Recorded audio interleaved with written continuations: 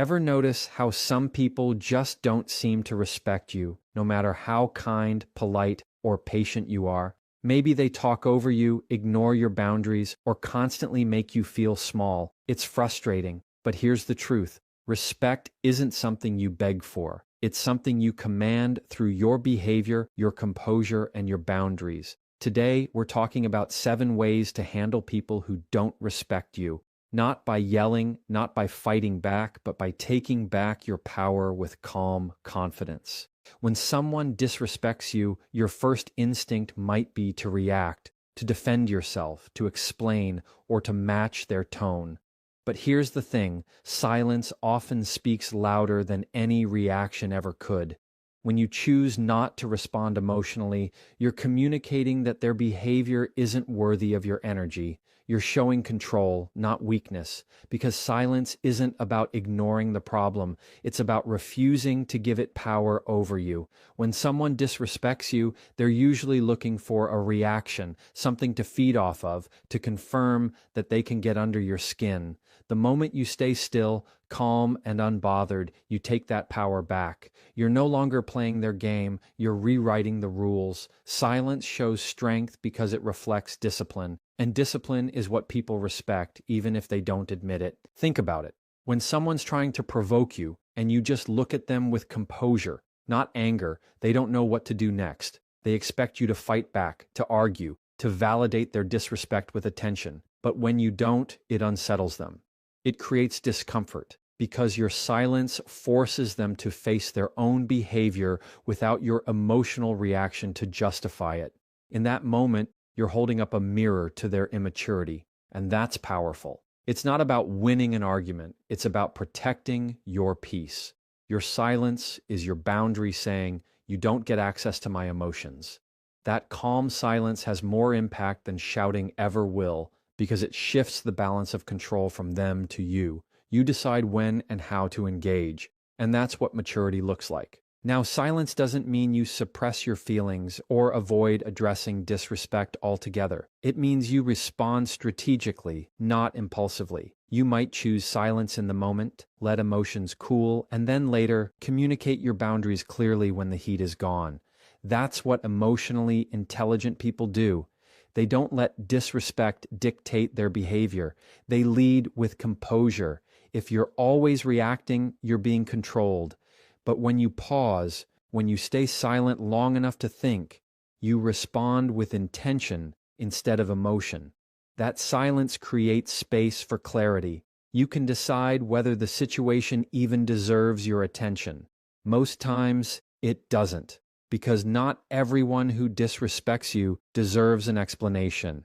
Some people only understand distance, and silence is how you create it. It's important to understand that silence is not weakness. Weakness is letting someone's disrespect turn you into something you're not. Strength is keeping your values even when provoked. You can be silent and still be strong, silent and still be assertive, silent and still be confident.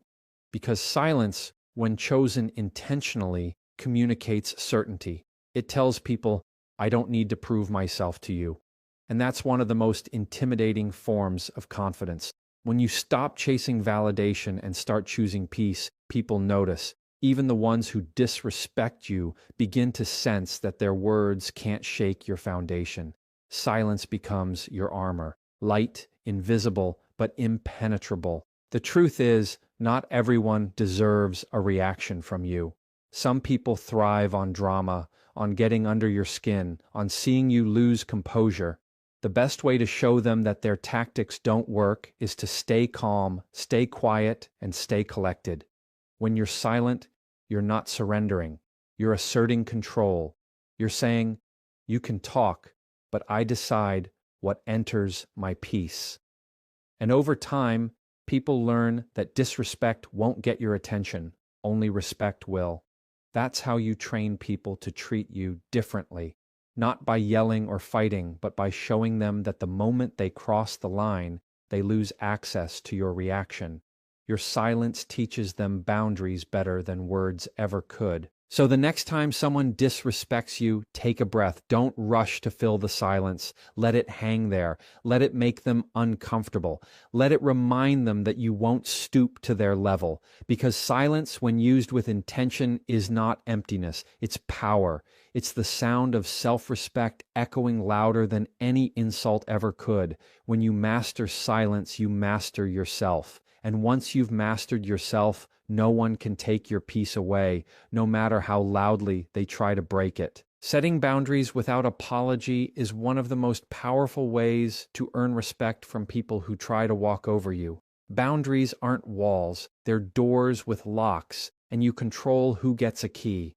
When you say no without explaining or apologizing, you communicate that your time, energy, and emotions are valuable. Too often, people who don't respect you expect you to bend, to accommodate, or to justify your limits. But the moment you start defending your boundaries, you're already giving them too much room to question them.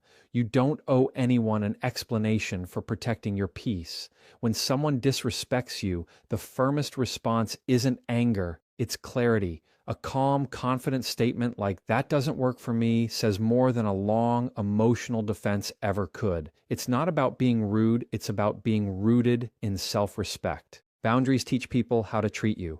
Every time you allow someone to cross one, you train them that it's okay to keep doing it. The people who truly respect you will understand and adjust. The ones who don't will push harder. That's not a sign to lower your boundary. It's a sign to reinforce it. The moment you stop apologizing for your limits, people start realizing they can't control you. And this isn't about being harsh or distant. It's about communicating with calm authority. You don't have to raise your voice or justify your needs. You simply have to be consistent. When your boundaries stay steady, people either rise to meet them or fall away. Both outcomes protect your peace. You cannot expect others to respect a boundary you constantly bend for their comfort.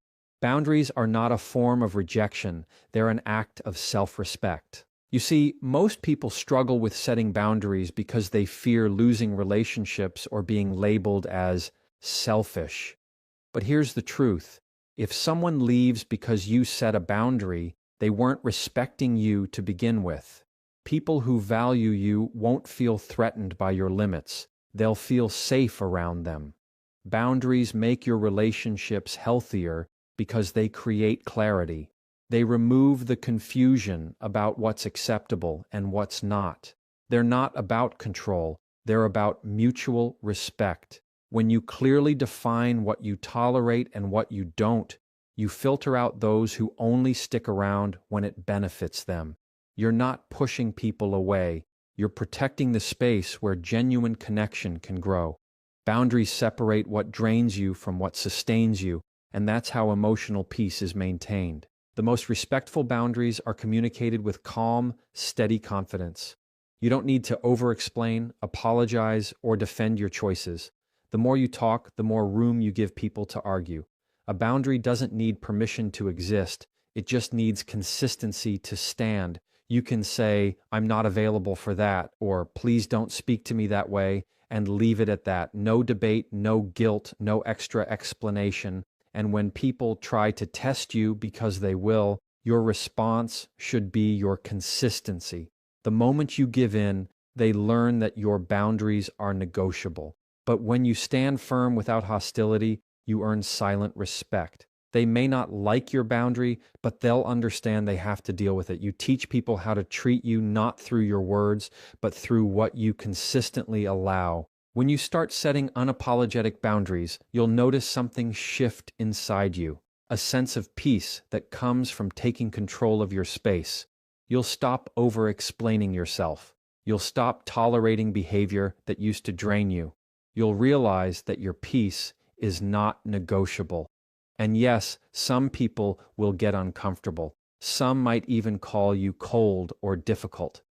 But that's okay, because those are often the people who benefited from your lack of boundaries in the first place. Remember, when you set limits, you're not being cruel. You're being clear.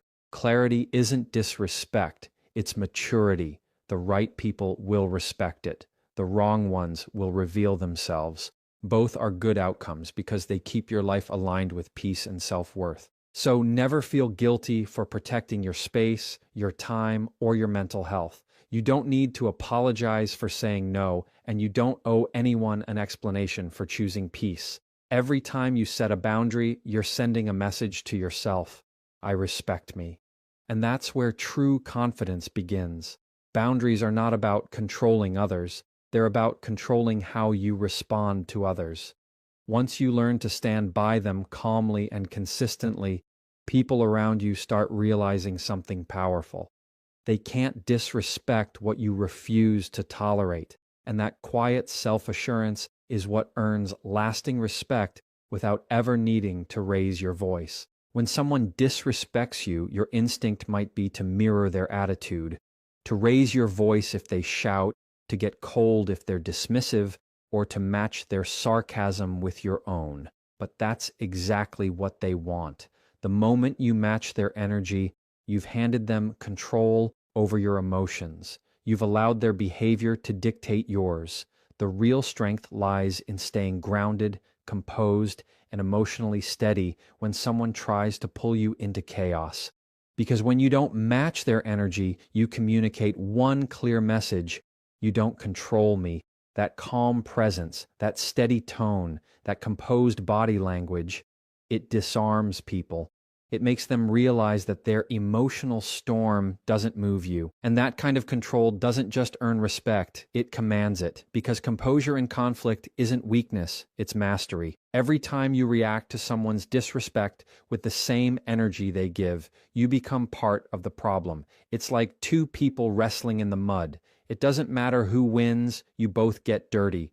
The person who stays calm, who keeps their cool, always walks away cleaner, lighter, and stronger.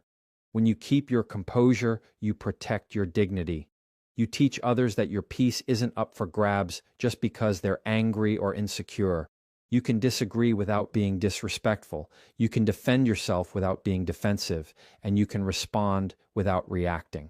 That's emotional intelligence in action, responding from clarity instead of impulse. Because sometimes the loudest person in the room isn't the strongest. It's the calm one who refuses to be dragged down to their level. Not matching someone's negative energy also means